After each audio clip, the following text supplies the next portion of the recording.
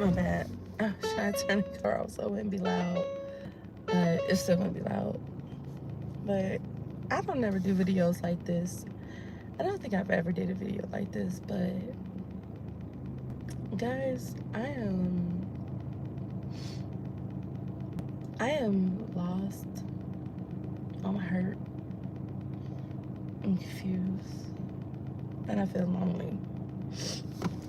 Now, I know everyone normally gets to see me do videos where I'm always upbeat, and normally I am, but it seems like the last few months has just been like a roller coaster for me. I've been down, life just been lifing, and then I like being going through like real life stuff with my health, with my kids' health, and I have no one to turn to. Like, it's just so crazy because I like this large family, but I'm not close to not one person in my family. Like, and it's crazy, and I don't even understand why. Like, my father's side of the family, not close. My mother's side of the family, not close to no one. I've always been an outsider, and I think like everything that I'm going through, like, you want to turn to family, like you want to have someone to embrace you and tell you it's going to be okay, but you don't. Like, you want to share your truth, you want to share your story, but you know that those people are waiting for you to share what you're going through so that they can laugh and giggle and spread it amongst others. It's kind of what I'm experiencing. And it's like, dang, I feel like I'm at my weakest and I can't let nobody see me be weak. And I'm just like, I'm tired and I'm exhausted and I'm stressed out. I'm going through stuff in my marriage. I'm going through stuff with my children. I just feel my plate is so overloaded. I don't know what to do. Like, with my son having juvenile diabetes and seizures started out of nowhere, and then having a son who's autistic, and then is therapy every week,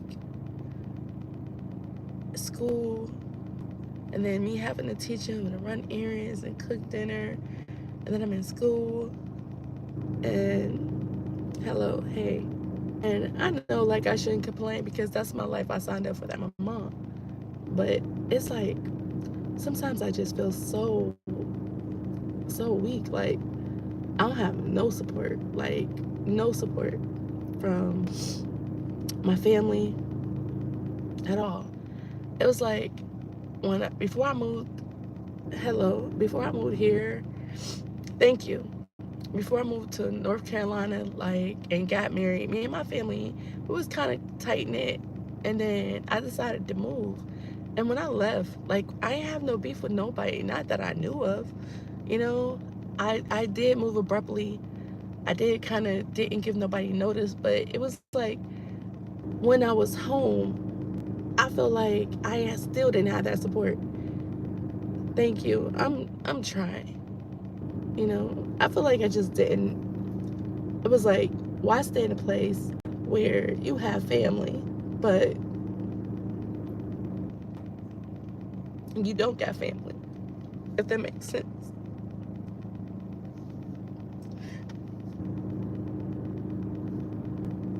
And I just felt so overwhelmed. And I just had like all the worst thoughts in the world. And I'm just like, I don't know who to turn to. Like, who do I talk to? And I'm just like, I can't let these bad thoughts overtake me. But I'm just like, I'm so overwhelmed. You know, it's like some days I don't get any sleep. With my son starting to have the new seizures, it's just like,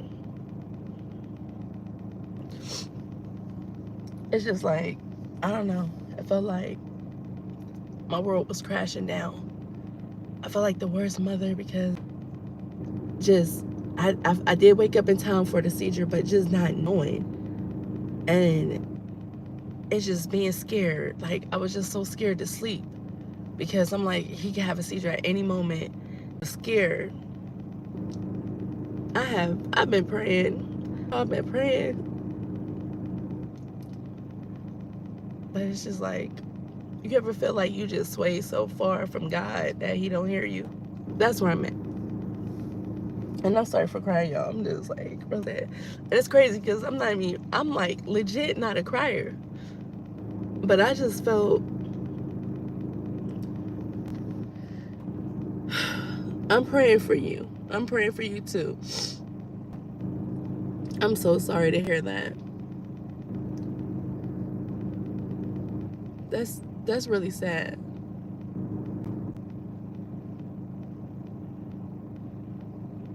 That's sad. I'm sorry to hear that.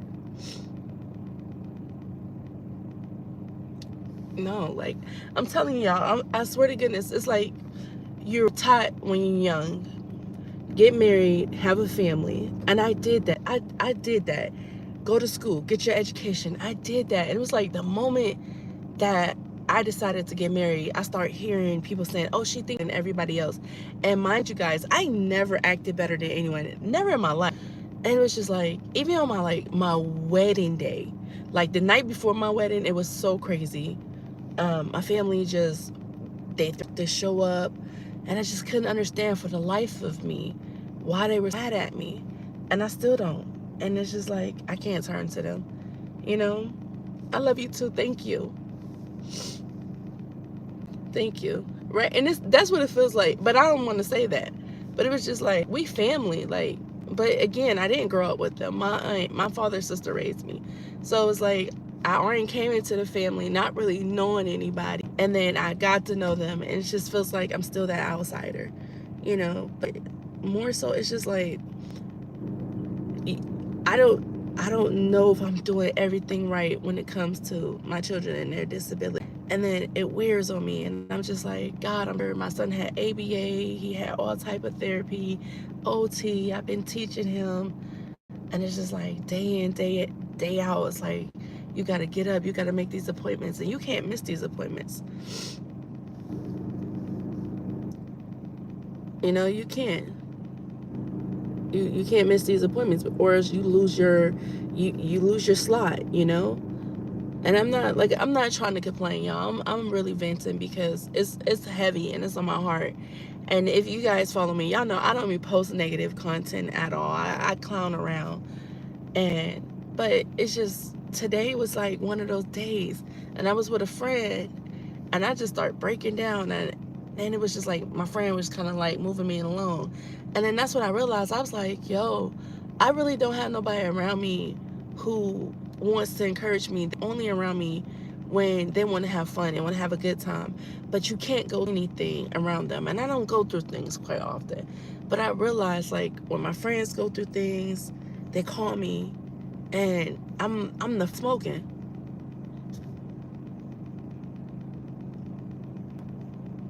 And yeah, going through school is hard. Like, people don't get it. Like, when you're in college, like, it's not easy. And I commend people who have kids and they work a job and they're going to school.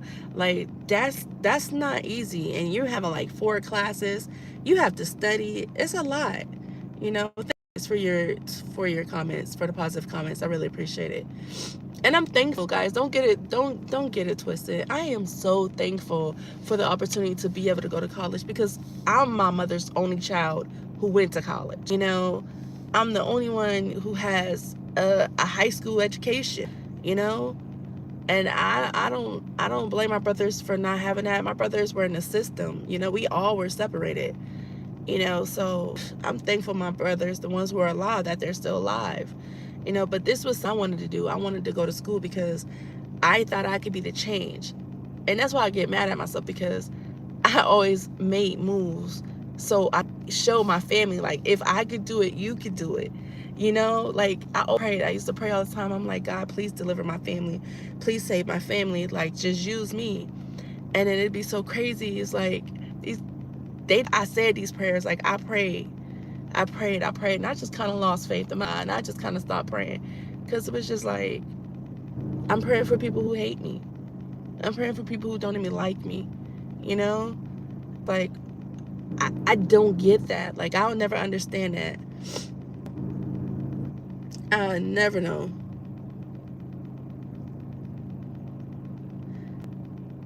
Thank you. I appreciate it.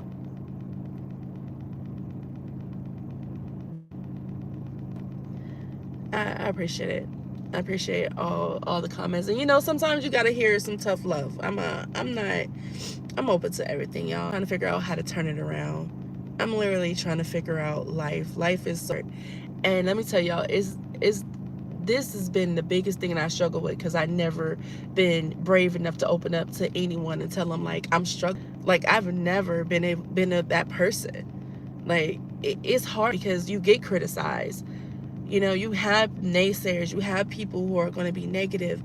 And when you're going through stuff and you're in the midst of it, sometimes you don't want to hear that negative stuff because you're just trying to make it, you know? And I feel like I'm just trying to make it. And it's just like, I've been with my husband for 18 years. Never we ever really went through anything. It's like the last 2 years have been going through stuff, y'all. So it's like a lot. It's like everything just compiled. And then today was like that break point where it was just like my kids were going through things and they were stressing me out. My husband was going through things. He was stressing me out. And then me wanting to pick up the phone and call my mom, but I know I can't pick up the phone and call my mom and talk to my mom, or I can't pick up the phone and call one of my aunts and talk to one of my aunts because we don't have that relationship, you know? That's what I mean. Like, that's why I was on here breaking down. I hate crying, but it was just like, it's just so much. It's so much. And it's just like, how do you maneuver through all of this and still stay strong for your kids, you know? And then I can't turn to alcohol. I will never turn to drugs. That's why we weren't with my mom, you know? So those are the things that I don't do and I don't turn to because I'm afraid of addiction. You know, I'm afraid of becoming a drug addict, becoming a drunk. So it's like I'm constantly fighting battles and I'm constantly trying to, hey, how do you do this without creating bad vices for yourself? You know? And then I'm riding and I just was having the most horrible thought. And I'm just like, no. I'm like, I don't have nobody to do to. I see people online all the time venting. Right. Thank you guys. I know it's normal to cry, but it's just like I grew up crying. Crying wasn't it. It was like, what you for? Crying ain't gonna make it better, you know. I don't know if any of you guys were raised that way, you know. So it's just like, I had to let it out. It's like, you know what? I come on YouTube all the time and I see so many people who have great advice and so many people who've been going through stuff. And I was just like, hopefully I can run into someone who's been through this and they can tell me how to get this, if it's going to get better, you know? But most of all, I really just needed to get this off my chest, guys. I really just didn't want to do anything that I would regret. And I'm just like, I just got to get it off my chest. But more so, it's just, I'm not used to my family being in disarray. Like, the family that I created, I thought about God. I pray all the time. But, you know, sometimes, you know, they always say God come right on time, but sometimes you feel like those prayers be lost. I'm like, hello, Jesus, it's me again. Did you get the last request? Did you hear my last? You know. But I'm just trying to hold on. I'm really trying to hold on to my family. I am trying my hardest to get myself in a position that I'm gone. My kids are okay, especially my 7-year-old. He has autism. And that's like my daily struggle is he going to be okay? I end up working in a group home for adults with autism.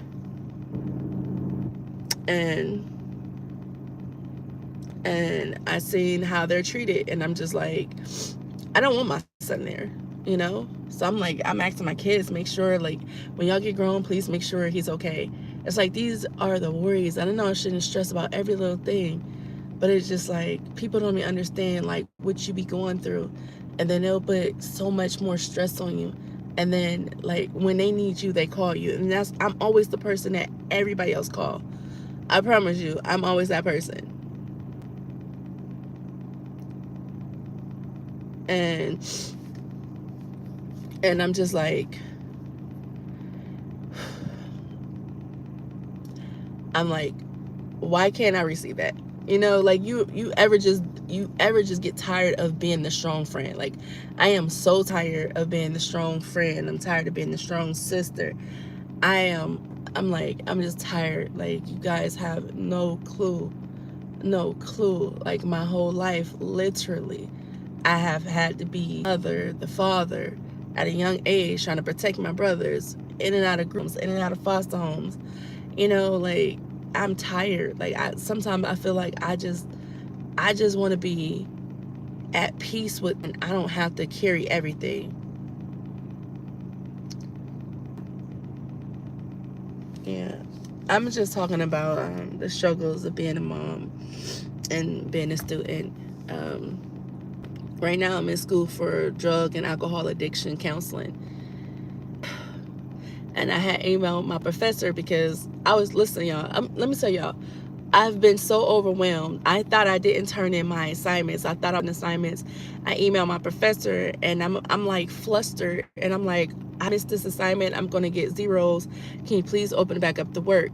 And then my professor emails me back a couple of days later, and she says, I need you to breathe.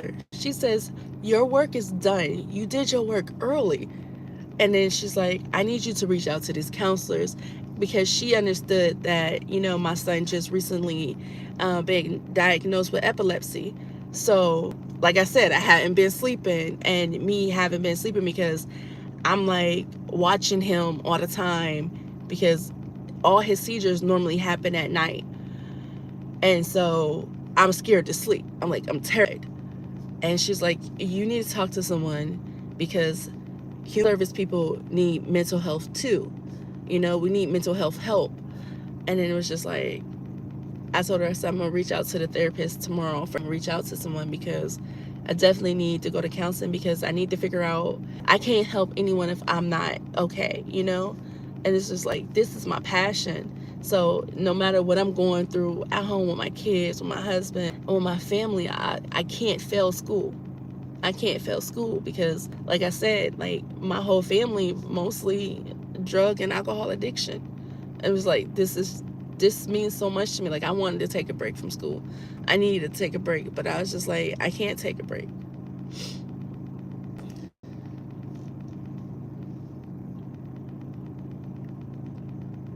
You're right. You're right. He does give you trials.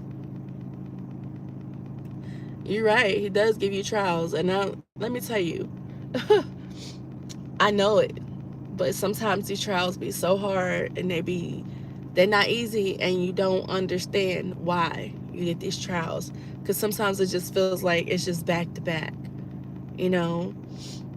And I don't know, guys, and I hate to feel like I'm a victim, but that's what I've been feeling lately. Like, I've been questioning God, like, dang, God, I didn't have parents. like how much more you want to put me through? Like, how much more do I need to go through to prove that I'm a servant of God, you know? It's like, can I have a breather? Like, can I have a breather? You know, and I know, like, people always be like, he won't put more on you than you can bear, but gosh, sometimes it just seems a lot. Sometimes it seems like it's a lot. He does. I mean, and you know, I don't doubt God. I know he's real, because there's been things that I needed in my life that I only prayed to him. It's been, you know, spoken back to me, and it's coming back. It came back to me, and I know it was nothing but God. But guys, I don't know. Like, I feel like I ain't been hearing him lately, or he forgot about me. I don't know. It just seemed like I don't know. It's quiet. It's been quiet, because I need a break. I need a break. I need sleep, and I need a break. I need some understanding. I don't lie. Right.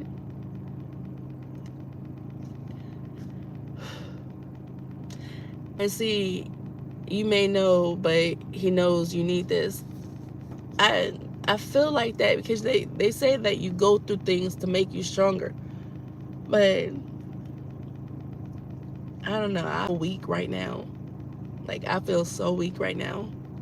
And I just feel like I've never been the type of person who hasn't had a plan. You know, growing up the way I grew up, I always had a plan. And I just don't see it. And I'm normally when God, when stuff happens in my life, I'm like, oh, it's for my good. It's for my good. But I don't see it for this. Like, I just don't see it for this. You know, I never changed my son because I love my son. But then sometimes I'm just like, God,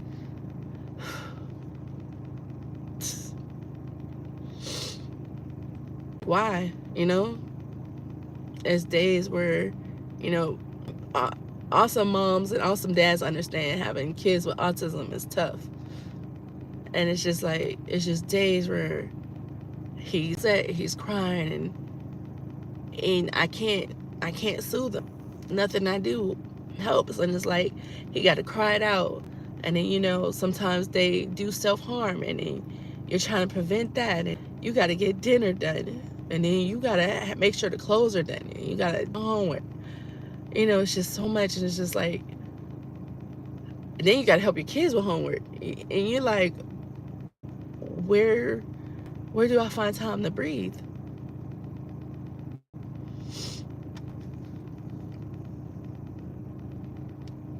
I'm praying for understanding. I need understanding. I really do. Because I don't understand right now. I don't understand. And then, I don't know, guys. I feel like I've been lost in the world. Like, I ain't gonna lie, y'all. I've been lost in the world.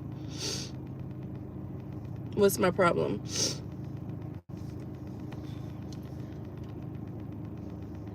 Listen, shed light, guys. I'm trying to learn. Shed light. I don't care. Speak y'all truths to me. I don't know. I'm trying to figure it out, guys. I normally have answers. I do not have the answers. I don't. Like, I literally don't have the answers. Yeah, you're right. You can't help everyone. My husband said that. He said I'm an overachiever. And I know that, and I'm trying to cut it off. Like, I'm trying not to be that person, but it was just like my whole life people have spoke down to me. I remember my uncle telling me, he was like, you're gonna end up living in the projects and you're gonna have 10 kids, you know. And I'm like 9. Like, I'm 9 when he's telling me this, and that stuck to me. You know, he told me I wasn't gonna be nothing. And so all of that, when he spoke to me, I made sure it didn't happen for me, you know. I just felt like I couldn't, I'm not gonna cut it off, but I stopped trying to be a perfectionist, and I beat myself down about that. Like, it'd be hard. But just growing up, just hearing that I wasn't gonna be stuff, and I was gonna be just like my mother, I was gonna be a drug addict like my mom, and I wasn't gonna have my kids, and that was my biggest fear in life, was growing up in the projects. And I'm proud to say I've never lived in projects one day in my life. I am married, and I am college graduate. I'm a college graduate, and I'm back in school. But me, I do have a GED, so me, learn when to use it. You're right. I'm trying. I do need to let that go. And that's what my was telling me. She was like, you need therapy, and I do. And I thought I was over it. It's like, when I start having nightmares, I relive all of that. Like, you guys know, like, what I've been through. I start reliving it, and it just be so vivid, and I can't sleep. And then I be really waking up in my aunt's household again with the abuse and everything that's going on, and feeling like a child again. And I wake up and those dreams scare me, and then I can't go back to sleep. And I just be thinking, dang, are you doing everything you need to be doing to be successful? You know, like, are you working as hard as you could work? Like, I mean, literally, I don't like to have downtime, because if I have down, I feel like I'm being lazy. Yeah. But I do, you're right, I do gotta let some stuff go. I'm trying to figure out how to let it go. And, you know, I had myself food, because I'm like, I forgave this person. I did this, so it's not bothering me. But for me to be having nightmares still, my subconscious must still be feeling it, you know. And I think it's showing up in my life with my children. I think all of this is manifesting. That's why I'm having a hard time. But it's just like, I got time out to go to therapy for me. And my son literally, my son goes to ABA, my son goes to OT, and then he goes to speech. And then he's in school too. And then my other son has to see the neurologic. I can't speak. I can't talk, y'all. But he has to go to neural. So it's just like, and then my husband works. So it's just like, he can't, and he's in law enforcement, so he can't really, you know how that works with law enforcement, you're first responder. You can't really take off to be, you know, handling your household stuff. So it's pretty much me. So I really don't have much downtime. Thank you. I'm praying that, listen, all those bad thoughts that I was having, I did pray to heal me, and I rebuke it in the name of Jesus. But I did need to talk to you guys. I'm not even gonna lie, y'all don't even understand like how prideful I am. Like, my friend, he has a YouTube, and he comes on here and he shares his stories, and he was like, you have a story to tell, like, you get on here and you need to be sharing your story and be honest. And I told him, I was like, D, I'm not in that place. I'm not brave like you. Like, it's hard to speak on things because those thoughts make you feel like a victim. And I didn't survive so much. Hey, Miss Cookie. I'm just speaking on the struggles of parenthood. And parenthood with children with disabilities. Just my life. I'm a mess. I'm a mess today, y'all. I'm a mess today. And I'm so embarrassed. But, you know, sometimes through healing, you gotta have a breakthrough, right? I needed this breakthrough.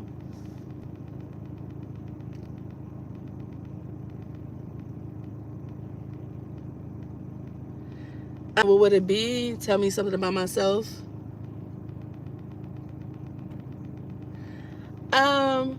I'm a free spirit. I'm definitely a free spirit. I'm a blurred. I love animals.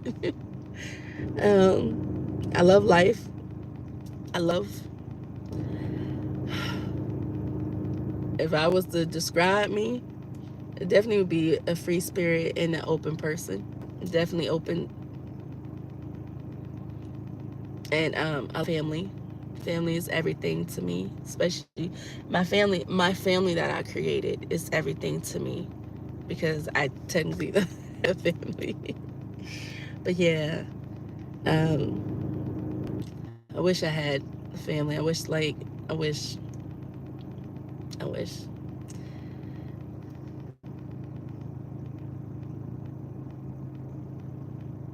You said, what about your husband and son? The first this that would pop, no filter, first name. You know, I ain't gonna lie, y'all. I feel like I can't go to my husband. I feel like his job is stressful as it is, and then like, imagine working 12 hours and then you have to deal with criminals, and then you have to deal with politics all day, every day. And then your wife, you deal with your wife, but then when you come home, she's upset or she's wore out from the kids. And I feel like, I don't know, I feel like that was something that got away from us. Right. Right, Cookie, you're right. Right. I'm learning to get to doing things I enjoy. That's what I'm trying to do. I'm trying to figure out how to set time aside for me, because I don't do it because I always get, yeah, with advice. I always I get sidetracked, and I feel guilty about just doing things for me. You're right. You're right. And I'm gonna keep pushing. Yes. Yes. You're right. The positive mindset. And that's when I felt myself going to that negative thought, y'all. Like, I'm telling y'all, I was driving and I'm on the way home, and I'm like, I'm like literally saying to myself, like, you're worthless. Like, I'm finding myself saying you're worthless. Nobody loves you. Nobody wants you. Your family don't want to deal with you. And then I had the thought to do something stupid, and then I had to start praying. I'm like, God, I know this is not of you. Please help me. And then I got here to the house finally. You're right. Thank you. But yeah, that positive mindset, when I start trying to change the way I was thinking in that moment, and I said, you know what, you need to get on YouTube and you need to vent. I know people like, girl, who's about going to YouTube and vent? And the reason why is because my friend, that's where he found his strength. You know, he got on here, people who were going through what he was going through, and through, you know, you gotta go filters of the trolls. But when he found people who were genuinely going through what he was going through, he started feeling more confident. He started feeling okay. The thing is, I wasn't brave enough to ever do that, or even just go online and share that. You know? So it's just been like, this year has been rocky. You know, my sister, she got killed, and then, you know, because I got to make up with her. You know, I had a show in Cleveland, Ohio, and it got canceled, and my mom threw me a surprise party, and my sister was there. Her mom raised me, so I call her my sister, but she's my cousin. And we hadn't talked in years. But when I got there, she was like, sis, I'm proud of you. I see you doing your thing, and I'm really proud of you. Look at these kids, they're amazing. You know, she was even shocked that I had a nose ring. I miss Goody Two Shoes. Right, you're right. Family can be really toxic. Mine is. Like, yo, like, my sister was so shocked that I had a nose ring. And let me tell you, I felt so validated. And then we took pictures together. And then she told me how much she loved me. And I was so grateful and so thankful. And then a week later, she was murdered. And then my mom, which is my aunt, she called me. Well, I called her, and she said, I'm so grateful that you guys got to make up. She said, you guys got to make up. And let me tell you, if I would have lost her and we hadn't had that closure, I'd have been messed up forever. But that's why I'm like, after that, I thought like our family would like come together and we would heal and all cousins would talk, and that just didn't happen. And I think that like messed me up. And then right after that, I had a miscarriage. And then after I had the miscarriage, I had to have a DNC. They didn't get everything out of me. Thank you. I'm happy I had the chance too. And then I had to have a second DNC. And then all like going through all of that stuff messed me up mentally. So here I am, like I couldn't be down. Like, you know, your mom, you got to get up and shut off. You know, my husband did the best that he could, but I had to get up and I had to still go back into mom mode, even though I was grieving and I'm trying to figure out why, and I'm just mad, and I'm still grieving the loss of my sister and just trying to figure out all of this stuff. And I think I never really had time to process all my hurt, all the pain. It is. You're right. Like, right. And that's where I'm at today. I think that's why I had this break. Like, I think all of that came out today. And I feel like I never cried like how I cried today, y'all. Let me tell you, like, I'm not a big crier. And it was just like, I felt weak in that moment of crying. But I knew I needed to reach out for help. I knew I needed to talk to someone. And I sat back and I looked at my phone. I was just like, do you want to get on YouTube? And I was like, yo, you need to get on YouTube. I promise you, I know there's somebody out there going through it, and I know somebody's going to give me, I know God going to send somebody my way. And he did.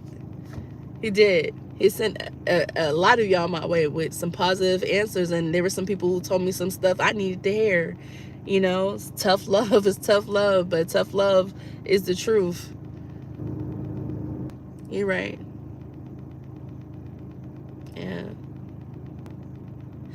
Yes, ma'am. And I distance myself, and I'm going to keep that distance. And I distance my kids because I know my kids will go through everything that I went through trying to be accepted by that family. And I say by that family because they act like I don't belong to them, so by that family. You know, but yeah. I'm gonna tell y'all, I ain't never got on the internet and told anybody how I feel about my family. And so that was the first time. And you know why? Because I always felt like I was gonna be shamed or someone was gonna be mad at me. And it's like and that's like a thing I always do, like keep my mouth shut, because I'm always so scared someone's gonna be mad at me. And I hate that. And that's, you know what, that's what I loved about my sister. She was my protector, yo. And that woman, she was gonna say what was on her mind. And that's what I'm trying to get to. I'm trying to get to the point of being more brave. Because I don't think I'm as brave as I need to be sometimes. I think sometimes I'm so afraid of what people are going to think or how people are going to receive me, and I don't stand up for myself enough. And that's what I'm learning to do. I'm learning to stand up for myself, but in a healthy way, not negative or being violent or, you know, I want to learn to find my voice. I'm so grateful for you guys. You guys don't even know. You guys have no clue how thankful I am that you guys came on this live and you guys chat with me, because the tears stopped flowing. Yeah, me too. Congratulations. Right. You're right. Congratulations too on your sobriety. That is amazing. That's amazing. And I love to see that, and I love to hear that. That is amazing. No, listen, you guys gave me well wishes. You guys gave me advice. That is enough. You know, I'm telling you, sometimes a kind word or the truth goes a long way to help people, you know? And I'm thankful for that. Like, you guys, y'all, y'all understand. I survived my life because of strangers. No cap, like strangers. It was people who believed in me, who were not my family, who were not people that I knew. They were strangers. Like when I was going through stuff, I ain't gonna lie, y'all, I was a troubled teen. I'm not gonna lie. When I was getting locked up for stealing cars, I was stealing cars, y'all. And I had to go through anger management. Yes, strangers. It be strangers, because strangers be having that empathy, and they can see things in a objective way, and families only see one way, and they just don't sometimes understand that a person needs help. They don't for you to tear them down or beat them down. You know, families don't understand that. It's tough love. It's always tough love with them sometimes. But yeah, like going through the court system and finishing my anger management class, like every week we had a meet. So my aunt would be there, and there would be like the other kids who were there, their parents were there. And let me tell you, these kids' parents, every day, they would come up to me and speak positive things. And I'm telling you, if it wasn't for those people, I would have never changed my life. Yes. God is moving the pieces. You're right. You're right. You're right. I can agree with that. But yeah, I'm telling y'all, those parents changed my life, because after I was done with anger management and I had to go back to the hell I was in, all of those thoughts stayed with me, all of those well wishes, also all of those positive words. Those people said I was going to do great things in life. They told me I was going to be an amazing person. And they seen so much in me. And I took that with me. God is good. I am. I am, Cookie. I am. I definitely need to find my way back to God. That's for a fact. And I think I swayed so far and things start going good for me in my life, and I didn't contribute that to God's hand. And I took that as it was my own doing. And you know, sometimes you do that and God will show you and He will sit you down. Amen. Amen. This is, y'all don't know how much I needed this. You guys just don't know how much I needed this.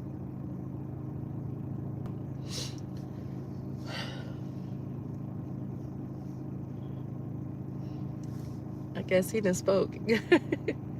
I done spoke to you guys. He done spoke to you guys. He did. Yes, He did. He did. He did. He did. God came through and did His big one. Because I needed to hear that. Thank you. This is my confirmation. I need to get back in my word. And I need to be seeking after God. Because I think I forgot that He is a healer. And He can do all things. I think I truly forgot that. I do have a speech impediment, guys. But yeah. Guys, I'm so thankful for all of you guys. Because this is what I needed to hear. Even the people who were on that tough love. Your girl needed to hear that. I did. Yes. Guys, I'm so thankful. I think I'm going to have to, I don't own a Bible, y'all. I'm not going to. It's a gift and a curse. Thank you. And I'm praying for you guys too, for everyone who's going through something similar to me or whatever it is. I'm praying for you guys too, because life be life. Yes, life be lifing. And let me tell you, I know that Bible's a manuscript, and I don't know why I don't own a Bible. Well, I used to. I moved down to the South, and church down here was way different from where I'm from. Thank you. And I'm a small town girl, so when I moved to Charlotte, it's like mega churches, like on every corner. So I wasn't used to mega churches. And then I found a church that I was going to, and I kind of lost my faith in my way, because like when I went to the mega church, and they done passed around a collection plate like 6 times, and I'm not exaggerating, you guys, I'm so serious. It was about 6 or 7 times they passed around a collection plate. And when I first moved here, I didn't have much, and I had literally $20 to my name, and I put that in there because I'm like, I don't know what else to do. And then so I said, okay, this isn't for me or my family. And it just didn't feel like I was going to connect with the congregation. And I feel like church is unity, church is family. So I knew a mega church wasn't for me. And then I found a smaller church, and then it was kind of similar. And then the pastor's wife basically, she said, you guys gay, but that's not good enough because I need a new Jaguar. And when she said that, my spirit was dampened, and I said, this isn't for me. I was like, you know, and then seeing other things, I started like church wasn't for me anymore, and I just started kind of moving away from God, because I remember when the Bible was said in the end days. Yes, that's true.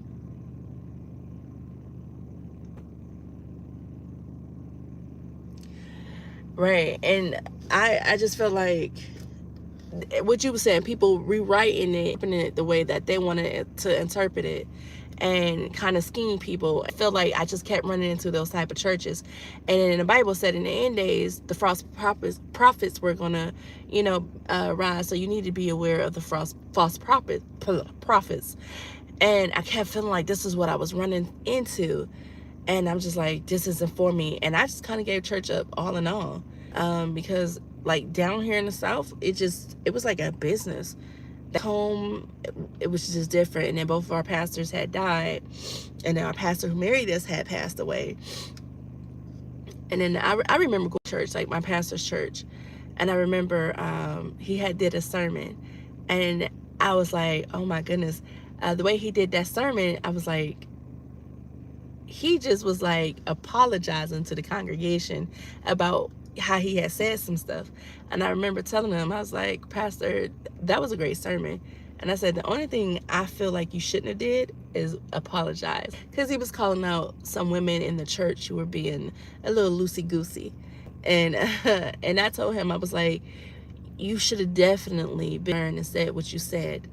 And he was like, I'm so grateful that you said that. And I respected that man so much, because he could have came any type of way at me. He could have said, who do you think you are talking to me like this? I am a man of God. You are a peasant or something. And he didn't. And then he did the sermon again the next week. He had talking, and he stood 10 toes down, and we started seeing some of the cattiness and the things going on in the church start to dissipate. And I kind of was used to seeing that type of pastor, the pastor who was really for the church and tough love, right? Tough love. And so when I moved off, it wasn't that. It wasn't that. It was like, it wasn't the real pastors.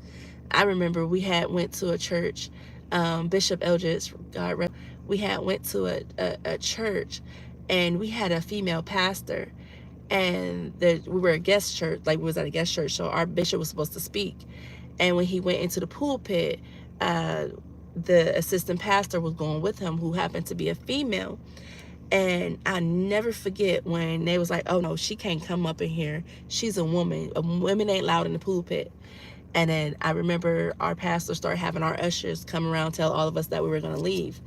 And he stood 10 toes down, and he said, we're not doing that. If my assistant pastor can't step foot in the pulpit, then we all leaving, because this is God's house. Who do you tell? How can you tell her that she can't step up in the pulpit and she was ordained by God? And I respected him so much for that. That was the pastors I was used to. Our pastors wasn't like blinged out. The pastors nowadays, they're blinged out. So that's kind of why I moved away from religion. And I think I shouldn't have took the ball and moved it so far away from me, because I still had to remember that the Spirit of God is everywhere, and I should have been still seeking after that instead of worried about the person who was delivering the word. And I think that's where I got lost at, guys. But yeah, that's where I lost religion. Just moving out here and just experiencing that, and then I just lost faith, and I just like, you know what? I'm just gonna pray on my own, and I'm gonna thank God on my own. But I think I need a church home. I'm not gonna lie. But guys, I appreciate all of you guys so much. It's 2:47. I gotta be up. Me complaining about not sleeping, and it's 2:47, and I'm up in here crying. What's your question?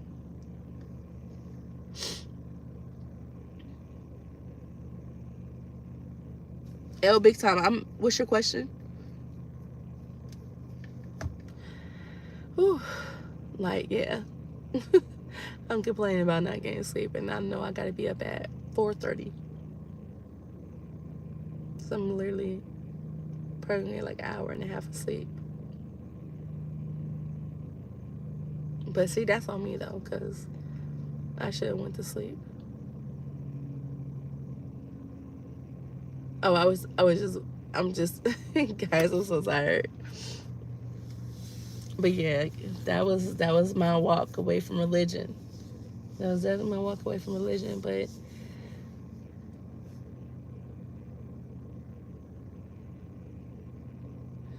I don't know.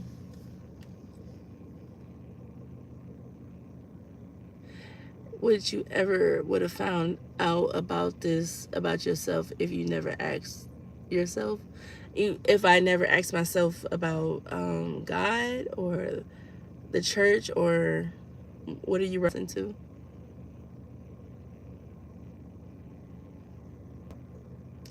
I know I know why I left him. It was more so what I was seeing from the people who were supposed to be um, the people of the church. It wasn't fair too. It really wasn't, because I acted like God had did this personally, you know? And that's where maturing and realizing that it was the people of the church. It was just so much stuff that was going on. Yes. It was just so much that was going on, and me being young and naive and not really being mature and understanding. And then like even I got pregnant at 13, I'm not gonna lie. But even my family, like, just being ashamed, like, they literally sent me to a pregnancy home, guys. Yeah, I know who does that. And but just like realizing how the church was acting about me being pregnant, it was like, I don't know, I just felt so much shame. It was like always shame, or just like the elder women, like even people nowadays in the church. Like I remember sitting in church, I would never forget it. It was Family Worship Center. Pastor Smalls, I think it was William D. Smalls, or Michael D. Small. I think it was Michael D. Smalls, Pastor Small. He said, "Dang, auntie." This guy, he came off the street. He just came off the street. He was home, and he reeked. He didn't smell good, and he was intoxicated. And I remember the ushers trying to shoo him out. And Pastor Small, he said, "Stop. Don't send him off. He's in God's house. God led him in here. God led him in here for a reason. We are not going to put him in the streets." That's what I was used to seeing growing up.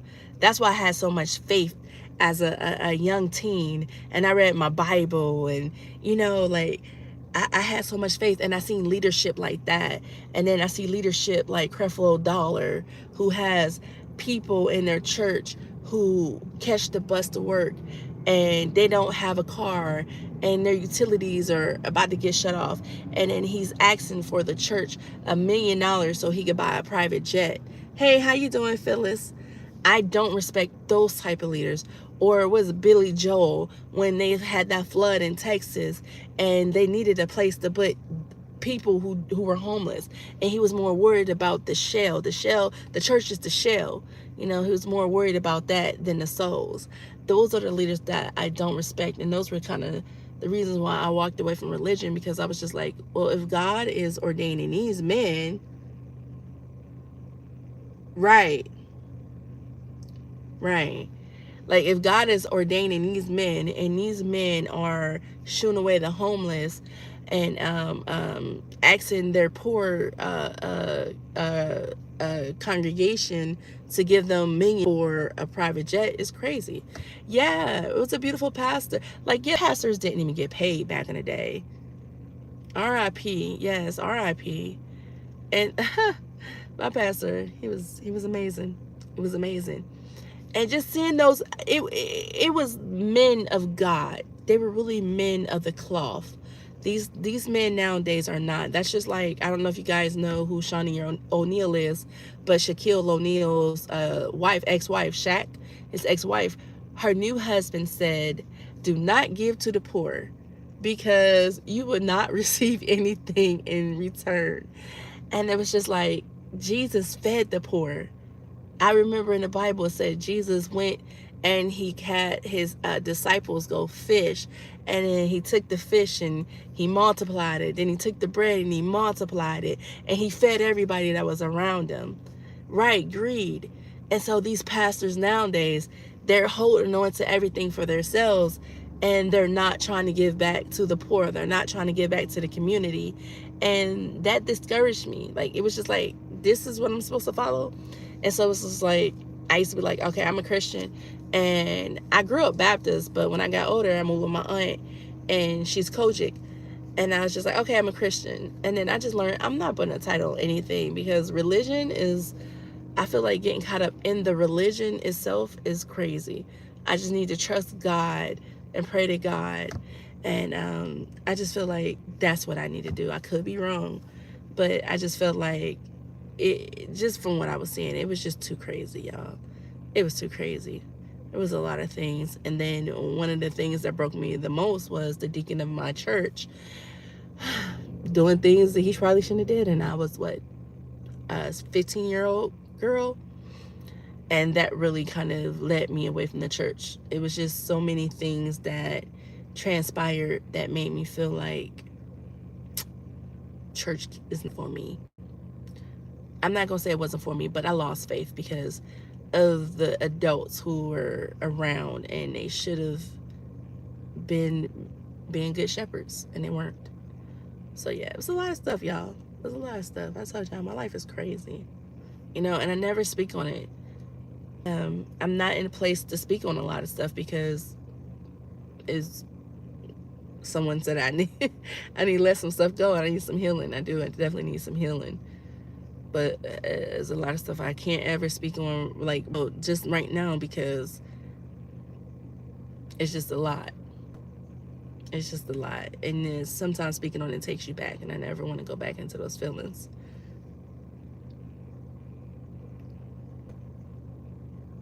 Right. That's the same here, because, you know, wars were fought in the name of religion, you know, and then when you think about it, it's like the Catholic Church, they slaughtered people in the name of God. But I'm just like, the way they did it, I'm like, I don't know, because I don't remember nothing in the Bible saying that God wanted us to slaughter each other, you know. Yeah, like, let me tell you, it was a lot of reasons. But then let me tell you, there's a lot of reasons why I believe in God, and I know that he's real. It's just like, so I keep going back to me, my aunt adopted me. So my father's sister got me out of foster care when I was 2, and she raised me along with her husband and my cousins. Well, my cousin, she only had one daughter at the time. Well, she only had one daughter because their son passed away. And she got custody of me. And I remember she ended up going back to get a baby brother. And we had older brothers. And my brothers are like way older than me. And I remember I just wanted my brothers because I remembered my brothers. And my brother had ended up going to prison, and they had my brother life in prison. And so I remember every night going to sleep, and I prayed a specific prayer. And then I was sitting in church at a revival, and this bishop comes up to me, and I'm sitting there, no, like, this is how I'm, because I see everybody getting called up. You know how they come lay hands and they're praying, and I'm slouched, and I'm like, God, why don't they ever call me up? Because I need confirmation. And lo and behold, this bishop calls me up there. So I'm walking up there, y'all, and I'm doubting. I'm like, he must have seen how my body was. He must have seen my face. I get up there. He said, that prayer that you prayed to God, he's going to answer it. And then he took the microphone away, and he whispered my prayer in my ear. I never took that prayer. I never said that prayer aloud, because in Bible study and in Bible school, to say the prayers that were most sacred to us, to say them silently to God for them to happen. And then he told me, he said, by the time you're 21, God is going to give you everything that you need. And fast forward, by the time I was 21, God gave me everything I needed. I ended up having my first place at 17. 18, I got my first car. I had a fully furnished house. I had a place. I had a great job. I was paying my mama's bills. I was paying my bills, and I was looking out for my cousins. And more stuff came along. So I was like, yo, God is real. No way no one else would knew that. And then my cousin Rachel, her hands used to sweat a lot. And we all have to go to, like, I grew up in the church, y'all, let me tell y'all. So none of us wanted to hold her hands. Right, you're right about that. None of us wanted to hold her hands. Hands would always sweat, and I mean, like, sweat. And so this story is so funny. So he calls her up next to me, right? And he tells her, he said, your hands sweat a lot, don't they? This man is from out of town. He don't know our family. And most people don't know that her hands sweat, only the family. And we didn't really, it was an embarrassing thing, so we didn't tell other people. He told her hands sweat because they're anointed. He says, you're thinking about a job at the hospital, right? Wow, right. He told her, he says, you're thinking about a job at the hospital, right? She said, he told her, he says, go apply your hands and put them over the application and pray over it, and that job is yours. And then he says, the man that you're seeing, and let me tell y'all, okay, no one knew my cousin was seeing anyone. And like my cousin was 18 and she probably gonna kill me, but y'all. And so my cousin she was so uptight. This is how she used to walk through the hallways, y'all, with her book. And she would see us. I was skipping. She would be walking like this through the hallways. And she was so skinny. And this is just how she'd be walking. And we used to just laugh at her like, this girl is wild. And he said, that's going to be your husband. He told her that. And I want to say 6 months later, we found out she got the job at the hospital. And then a year later, we found out about her fiance. Yes, her fiance. Like, we didn't know she was talking to nobody. We did not know it. And right. And this man spoke all of that into her life. Like, so I knew that God was real because, there's con artists.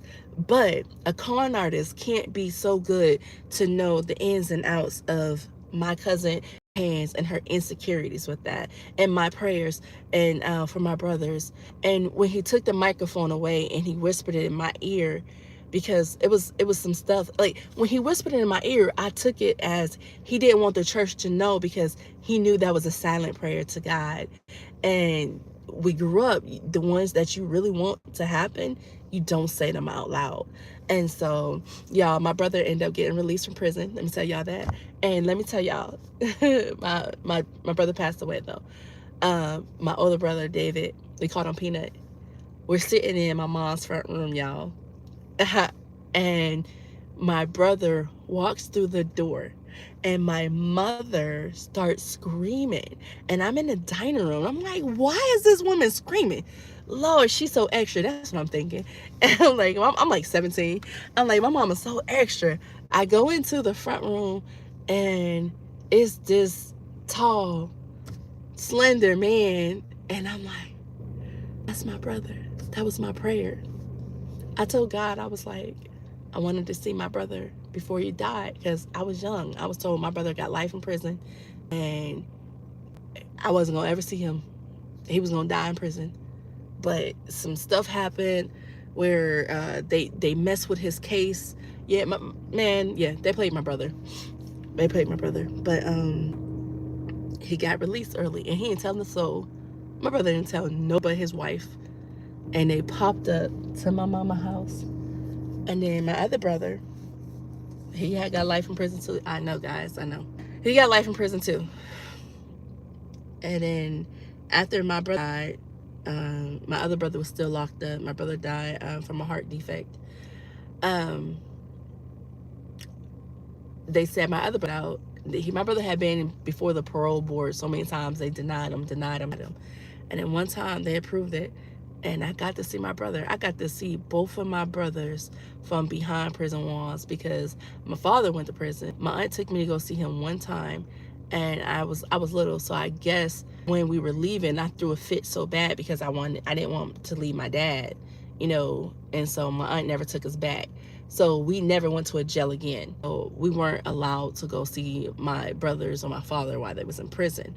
And so that was something that was so important to me, because when I was young, y'all, but I remember my brothers like it was nobody business. I remember my brother walking through my brothers were in some stuff, y'all, I'm not gonna lie. But my brothers took care of us. My brothers were our protectors. Like my mom did have a really bad drug problem. She did. Ended up, my older brothers were in the system too. So my brothers were out here basically trying to survive. And my brothers would be walking us through the project. Like, I remember him having a pistol in hand, and it was basic war out there, and him taking us somewhere safe. And I remember him telling the girls, like his girlfriend, he's like, don't let my sister go with nobody. Don't let her out this house until I come back, and you need to make sure it's me. I never forget that. And I never, this first time, y'all just tell y'all all the tea. I never forget the first time I had to call on my brother because somebody was trying to bully me. And cause my aunt would let me, we're older, my aunt would let me go visit my mom. Right. You're right about that. My aunt would let me go see my mom. My mom, she stayed in the projects. But my aunt did not like for us to go over there to the projects. My aunt, let me tell you, whew, my aunt did not like that. And I remember I went over there. He does. He really does. God really does. I went over there, and so I've always been teased all my life that I sound white. They're like, "Oh, you sound white," and I'm like, "That is not a thing." Like I've always told people that is not a thing. That's like the lamest thing people could say. And so I'm in the sandbox, and this little kid, he's like, "Oh, you sound white. You don't belong here." And he took and threw sand in my hair and was trying to beat me up. And so I walked up the street and I went and got my brother. And because I remember the kid telling me, like, I was like, I'm gonna go tell my brother. And he's like, "Oh, my brother is such and such. And I bet you your brother can't beat my brother." I walked up the street and I went and got my brother. I walked through the door and I'm crying. He's like, "Bro," I was like, "This little kid was beating me up." Yeah, I sound pretty seasoned. Thank you. Oh my God. My brother holds my hand, y'all. I never forget. It's like my brother holds my hand, walks me down to that sandbox, and he told that little dude, he said, "Who your brother?" And he says, "Such and such is my brother." He said, "Go tell your brother come in." And then my brother took him by his face and lifted him. He said, "Don't you ever touch my sister again. Now go tell your brother come here so I can kick your behind." And the brother came, and the brother realized it was my brother. It's my brother. He had some rep. He had a rep. And he was like, "Oh no, I'm sorry." He's like, "Yeah, this is my little sister, and she don't live here, but they come and visit from time to time. You need to keep your, correct." And it's so crazy because his brother grew up to be one of my closest friends. It was like, wow. Yeah. My brothers are literally my hero. They're my heroes, like for real. Both of them. Both of them. They took care of us, they fed us, and when I think because I was two when my aunt got us, but then my aunt will always go let us be with my mom. My aunt tried to kind of like let my mom get us back. I think we went back for her for like a little time, and it didn't work out, and my aunt had to come back and get us. Got right, right. And let me tell you, my mom always beat herself down, and she's like, "I was a horrible mother, and how can you love me?" And my mom, I was like, "The best thing you ever did was give me up." The best thing my mom ever did was to give us up, because my baby brother and I, older brothers, they had already went into the system. But my brother pushing 50. Well, my one brother, my oldest brother, I only have one older brother alive. But he's pushing 50. I ain't nowhere near there. They're older, way older, But I told my mama, I was like, if you didn't give me up, I would have been in this world, like the world of, not to be sound mean, but the ghetto, and not to be nasty, but that wasn't something that was meant for us. My aunt, she's just in a great neighborhood. We went to great schools. She did the best. Well, my aunt did good for us. I ain't not gonna lie. And I just felt like I wouldn't have had that chance if I would have lived with my mom. Because she had her addiction. So the best thing she did, and people be judging people like, "Oh, how you raise your kids?" If you know you can't take care of your children, and if you truly love them, the best thing for you to do is put them somewhere that they are loved and taken care of. And so I'm thankful for my mom. And my mom, she always be like, "How do you not call her every other week?" And I say, "Mama, I love you." Nothing wrong with the ghetto. It's nothing wrong with the ghetto. It comes with, not everyone is made for that. And I wasn't made for that. Not everyone can survive that. And we wouldn't, I don't think me and my baby brother would have survived that.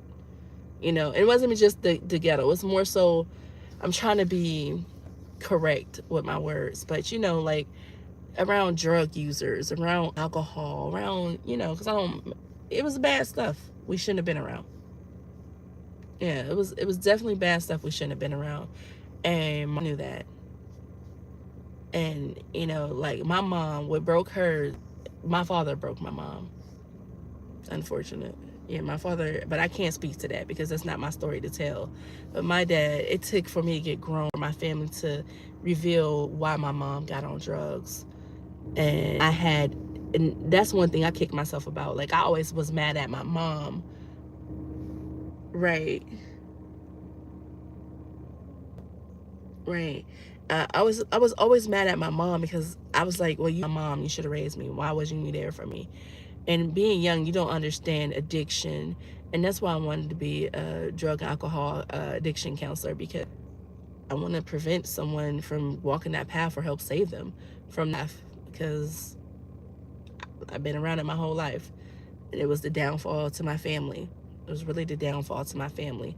Because I do remember a time before my mom was on drugs. I was young, but I remember just being so happy with her and my dad. And I never knew about drugs or nothing, but I do remember our happy times, you know. And yeah, that was a doozy. My dad, it took for me to get grown and for my family to tell me the truth, because my mom, the one thing she never did was speak ill of my father. She never spoke ill of him to me, ever. She always tell me I could feel some type of way towards your daddy. I could disrespect him, but you better not do it. And that's the same way I am with my. If I'm mad at your daddy and I say something to him, you better not disrespect him. That's still your daddy, you know. And I'm thankful that my mom had that mindset. I really am.